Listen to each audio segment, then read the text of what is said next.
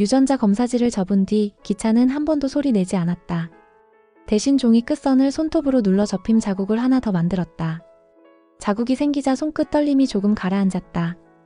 물 한 컵을 들이켰는데 목으로 내려가는 느낌이 없었다. 혀가 말라붙어 왜라는 말이 목구멍에서 2번쯤 뒤집혔다. 원본은 금고에 넣었다. 현관문이 열리고 세리 발자국이 거실로 들어왔다. 지호 씻긴다. 평소처럼 슬리퍼가 끌렸다. 응, 그는 짧게 대답했다. 말이 길어지면 감정이 섞이게 된다. 오늘은 튀면 안 됐다. 지호가 욕실에서 나와 수건으로 머리를 턴다. 기차는 지호의 머리를 수건으로 닦아주었다. 지호를 방으로 올려보낸 후 욕실 정리를 하며 지호의 머리카락을 몰래 챙겼다. 세리가 식탁에 놓인 컵을 힐끗 봤다. 오늘 왜 이렇게 말이 없어? 피곤해서. 그 말 하나로 저녁을 끝냈다.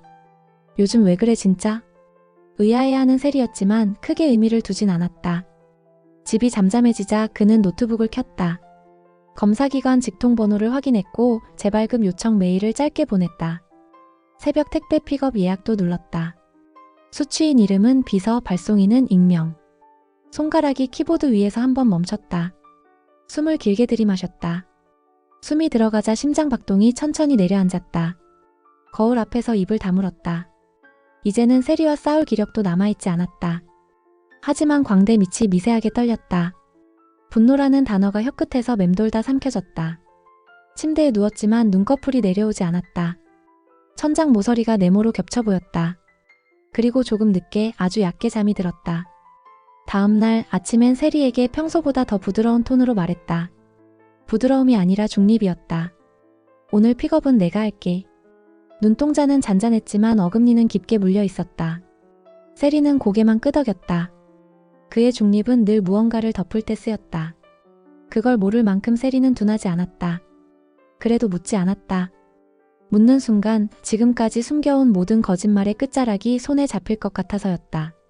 지호를 위해서라도 오늘은 묻지 않는 쪽이 맞다고 세리는 자기 스스로를 설득했다.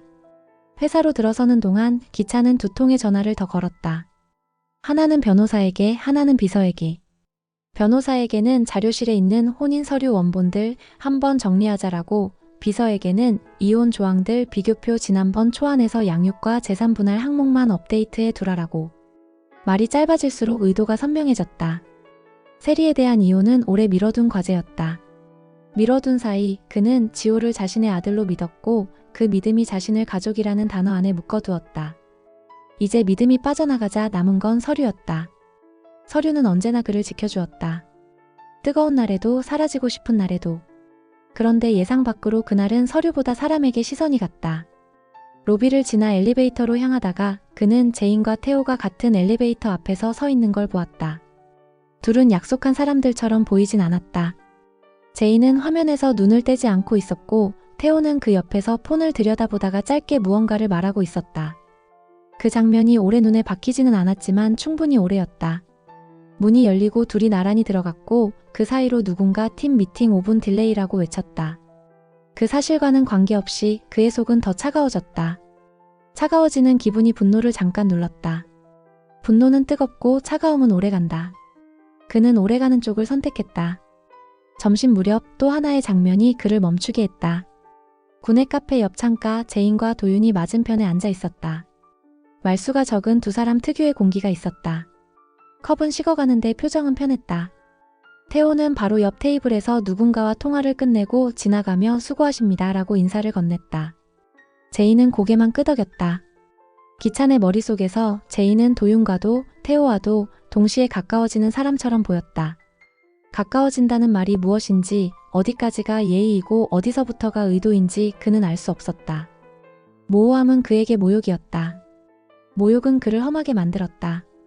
오후 내내 그는 일을 하는 척 마음속에서 계산표를 썼다. 남자의 이름을 위에서 아래로 적고 날짜와 시간과 장면을 오른쪽에 붙였다. 엘리베이터 앞, 창가, 로비, 비오는 퇴근길, 이번엔 누가 우산을 들었는지. 저 사람은 변했어. 변한 게 무엇인가, 변한 게 누구인가 그는 따져보지 않았다. 생각은 생략하고 결론만 남겼다. 결론이 있어야 분노가 설 자리가 생겼다. 퇴근 시간 즈음 그는 제인에게 메시지를 보냈다. 오늘 저녁 잠깐. 마침표를 찍고 그 아래 업무 관련 상담이라고 붙였다. 자신도 모르게 붙인 단어였다. 그는 언제나 업무로 시작해 감정으로 끝냈다. 감정을 감추는 제일 좋은 포장지는 업무였다. 제이는 짧게 답했다. 오늘은 어렵습니다. 이유 없음, 이모티콘 없음. 그 무표정이 그를 더 자극했다. 거절이 무표정할 때 사람은 더 많은 상상을 한다. 그는 상상으로 밤을 채웠다. 밤 집으로 돌아오는 길에 그는 차 안에서 결심을 바꿨다. 전화 연결음이 한 번, 두 번 울렸다. 제인이 받았다. 그는 바로 본론으로 들어가려 했으나 숨이 조금 짧아졌다. 다른 사람하고 라는 말이 목구멍에서 걸려 나왔다. 너 요즘 계속 바쁘더라. 말은 애매했고 의도는 노골적이었다. 업무가 많아. 제인의 답도 짧았다. 그리고 우리 사이에 이런 통화는 할 이유가 없어. 문장 끝이 깔끔했다. 깔끔한 끝은 늘 그를 열받게 했다. 그는 차를 갓길에 세웠다. 손바닥에 땀이 찼다. 너 도윤이랑 뭐야? 드디어 이름을 붙였다. 이름을 붙이자마자 곧바로 다른 이름도 튀어나왔다. 태호까지. 그가 놓친 것은 맥락이었다. 이혼하고 나서 그렇게 쉬워졌냐? 그만해. 제이는 바로 잘랐다. 그의 말투가 거칠어질수록 그녀는 더 차분해졌다. 차분함은 그에게 반성으로 오지 않고 오히려 더 깊은 모욕으로 번졌다. 너 예전엔 안 그랬잖아.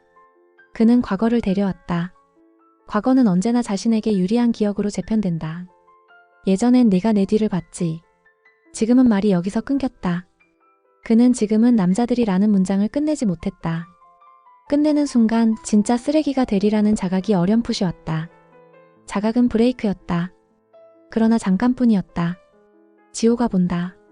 말끝에 아이를 붙였다. 그는 늘 아이를 도구로 사용하지 않는다고 생각했지만 지금은 도구로 썼다. 말하고 나서야 알았다. 자신의 혀끝이 얼마나 더러워졌는지. 제이는 조용히 그러나 아주 크고 또렷하게 말했다. 지호는 당신이 어떻게 어른으로 서는지 볼 거야. 내 선택은 내 문제야. 신경 꺼. 더는 이런 전화 안 받을 테니까 그렇게 알아. 통화가 끊겼다. 통화 종료음이 자동차 실내에 크게 울렸다. 그는 창문을 반쯤 열고 뜨거운 밤 공기를 들이마셨다. 숨이 깊어지지 않았다. 어깨가 먼저 들썩였고 목덜미가 땀으로 젖었다. 쓰린 기분이 혀끝을 다시 말렸다. 물을 마셨는데 목으로 내려가는 느낌이 또 없었다. 그날 밤 그는 세리에게도 전화를 걸지 않았다. 대신 변호사에게 보낸 메일을 한 번 더 읽었다. 협의 이혼 준비. 상호 비방 금지. 위자료 조항 비공개. 문장들은 깨끗했고 마음은 더러웠다. 그는 버튼을 누르지 않고 노트북을 덮었다. 마음이 더러울 때는 종이를 믿어야 한다. 종이는 묵묵하게 그를 구해줬다. 그러니까 이번에도. 다음 날 오전 두 번째 검사기관에서 확인 전화가 왔다. 체열 일정 조율해야 합니다. 목소리는 무심했고 의사는 무표정이었다. 무표정은 그에게 유리했다. 그는 무표정할수록 냉정해졌다. 내일 오전 9시. 동의서와 서류는 제가 준비합니다. 목소리가 낯설게 낮았다. 전화를 끊자마자 그는 화장실 거울 앞에 섰다. 눈 밑이 좀 깊었다. 지난 며칠 사이에 얼굴이 더 깎였다. 이유를 그는 혼자만 알고 있었다. 아무도 몰라야 하는 이유였다. 왜냐하면 연민은 프레임을 바꾸기 때문이다. 프레임이 바뀌면 싸움이 보도가 되고 보도가 되면 그의 권력이 논쟁거리가 된다. 논쟁거리가 되는 권력은 무너지는 권력이었다. 그는 무너지는 것을 싫어했다. 늦게 무너지는 건 괜찮았다. 어떻게든 버텨서 끝까지 시간을 벌면 정리는 자신이 할 수 있었다. 오후 로비에서 또 하나의 장면이 들어왔다. 비가 약하게 오고 있었고 태호는 자신의 우산을 살짝 들어 제인 어깨 쪽으로 비를 막았다. 제인은 몸을 약간만 기울였고 말은 거의 하지 않았다. 두 사람의 간격은 예의였지만 그의 눈엔 의도였다. 의도라는 세 글자가 그의 혈관에 작게 그러나 지속적으로 흘러들었다. 질투는 분노보다 길게 간다. 그는 그 길이를 알았다. 알면서도 키웠다. 키워야 자신이 흔들리지 않는다고 믿었다. 저녁이 가까워지자 그는 제인에게 다시 메시지를 보냈다. 오늘 저녁은 피하세요. 지금껏 쓰지 않던 형식이었다. 피하세요라는 경고형 문장은 그의 스타일이 아니었다. 하지만 입 밖으로 나왔다. 말이 이렇게 비틀릴 때는 안에서 다른 것이 무너지고 있을 때였다. 정확히 무엇인지 그는 아직 말할 생각이 없었다. 그저 누군가를 멀리 밀어내기 위해서는 경고가 가장 쉽다는 사실만 알고 있었다. 제이는 업무 외 연락 자제해주세요 라고만 답했다. 20글자도 안 되는 그 문장을 보고 그는 차키를 움켜쥐었다. 금속의 차가움이 손바닥으로 파고들었고 그 차가움 덕분에 그는 겨우 걸음을 옮겼다. 의도했던 곳이 아닌 발걸음이 먼저 향한 곳은 주차장이었다. 천장의 형광등이 덜덜 떨렸다. 그 떨림이 그의 속 떨림과 겹쳤다. 그는 핸들을 잡고도 한동안 시동을 걸지 못했다. 묵직한 것이 가슴과 배 사이에 들어앉아 있었다. 그 밤 그는 결국 전화를 또 걸었다. 이번엔 도윤이었다. 통화는 연결되지 않았고 그는 멈췄다. 도윤에게 전화를 걸어 무슨 말을 하려 했는가? 경고? 경멸? 아니면 사과? 사과는 아니었다. 대신 그는 도윤의 부재중 수신 아이콘을 오래 봤다. 오래 버틴 사람이 이긴다고 그는 오랫동안 믿어왔다. 다음날 세리는 잠깐 사무실 앞까지 왔다가 돌아갔다. 기찬을 마주치지 않기 위해서였다. 세리는 요즘 그의 말투가 중립으로 내려앉았다는 걸 눈치챘다. 중립이란 말의 다른 이름이 기도라는 걸 그녀도 알고 있었다. 그가 무엇을 기도하는지 누구에게 기도하는지 묻지 않았다. 대신 세리는 아이의 생활을 더 조밀하게 묶었다. 그 사이에도 기찬의 눈은 계속 제인을 따라갔다. 본 적 없는 그러나 반드시 있었을 것 같은 장면들이 머릿속에서 만들어졌다. 제인이 웃을 때 옆에 누가 있었는지, 계단을 내려올 때 누가 일정표를 얘기했는지, 퇴근하며 누가 문을 열어줬는지. 구멍을 상상으로 채우는 일은 중독처럼 달았다. 그렇게 상상으로 채운 다음에 내리는 판단은 언제나 잔인해졌다. 확신이 없는 사람에게 확신처럼 보이는 건 항상 위험했다. 그는 그 위험을 기꺼이 품었다. 며칠 뒤 그가 마침내 제인을 직접 마주한 건 회사 밖 사람 많은 길가였다. 우연처럼 보였지만 우연이 아니었다. 동서는 오래전부터 그의 손 안에 있었다. 그는 멈추지 않고 말을 꺼냈다.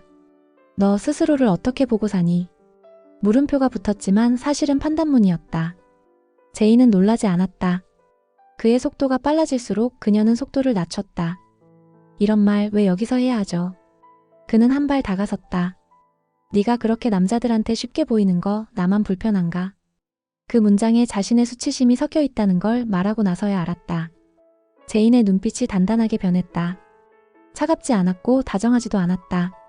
제가 누구와 어떻게 지내든 그건 제 몫입니다.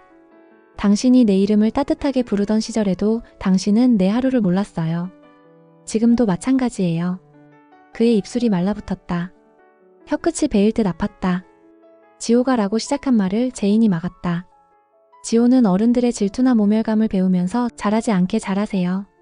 그의 어깨가 미세하게 처졌다. 처짐이 분노로 바뀌기 전 제인은 돌아섰다. 몇 걸음 걷다가 멈추고 한 줄을 남겼다. 제발 내 삶에서 빠져나가 주세요. 서류는 서류대로. 그날 밤 그는 혼자 술을 마시지 않았다. 대신 냉장고에서 물만 꺼내 컵에 붓고 빈 종이를 앞에 놓고 앉았다. 이어지는 문장이 나오지 않았다. 이어질 단어가 없었다. 손이 종이 위를 맴돌았다. 종이 위에 왜라고 쓰려다가 지웠다. 대신 끝이라고 썼다가 또 지웠다. 손목에 힘이 빠졌다. 어두운 방 안 냉장고 모터 소리만 들렸다. 그는 오랫동안 소리를 들었다. 소리는 사람을 비우는데 유용했다. 비워야 다음에 채울 수 있었다. 무엇으로 채울지 지금은 몰랐다. 모르지만 다음날 아침에 할 일은 알고 있었다. 검사기관에서 온 전화에 응대하고 변호사에게 서류를 더 보내고 세리에게는 메신저로 협의 일정을 잡자고 말하는 일들. 삶은 여전히 일정표로 굴러갔다. 마음만 일정표에서 이탈해 있었다. 다음 날부터 그는 루틴을 더 촘촘히 했다. 새벽에 일어나 운동을 한다는 핑계로 병원에 들러 주사를 맞고 카페인 섭취를 줄이고 회의에서 말을 덜 했다. 덜 말할수록 주변은 더 조용해졌고 조용해질수록 그의 속은 더 시끄러워졌다. 시끄러워질 때마다 그는 누군가의 동선을 떠올렸다. 제인의, 도윤의, 태호의. 이 모든 동선이 자신과 아무 상관이 없다는 사실이 그를 괴롭히고 구했다. 괴로운 건 통제할 수 없어서였고 구원은 책임지지 않아도 되어서였다. 모수는 인간을 오래 살게 만든다. 그는 오래 살 필요가 없다는 사실을 혼자만 알고 있었지만 그 비밀이 오히려 그를 더 통제하게 만들었다. 비밀이 많을수록 사람은 더 단단해 보인다. 단단해 보인다고 단단한 건 아니었다. 주말 오후 비가 그치고 햇살이 들 때 그는 지호와 공원 벤치에 앉아 있었다. 아이는 비에 젖은 미끄럼틀을 손으로 문질렀다. 그는 말없이 티슈를 건넸다. 아이가 자기 손을 닦는 동안 그는 하늘을 보지 않았다. 하늘을 볼 수 없었다. 고개를 들면 방금 전 제인의 단단한 눈빛이 떠오를 것 같아서였다. 대신 그는 아이의 손등에 묻은 물방울을 보았다. 물방울은 금방 말랐다. 금방 마르는 것들을 오래 붙들고 싶은 충동이 일었다. 붙들 수 없다는 걸 알면서도. 주중에 2번째 검사 결과가 도착했다. 그는 사무실 문을 닫고 혼자 메일을 열었다. 숫자는 이전과 같았다. 불일치 99.9%. 놀라지 않았다. 놀라기엔 이미 충분했다. 대신 메일을 닫고 변호사에게 짧게 보냈다. 이혼 일정대로.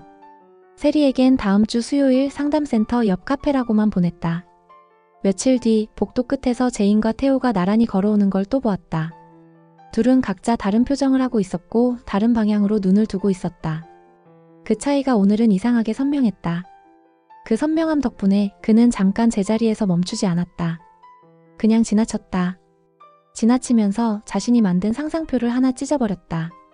상상으로 만든 계산표는 현실보다 달았다. 그는 그 차이를 처음으로 인정했다. 인정은 패배가 아니었다. 인정은 겨우 시작이었다. 시작이라고 스스로에게 말해보았지만 속은 여전히 공허했다.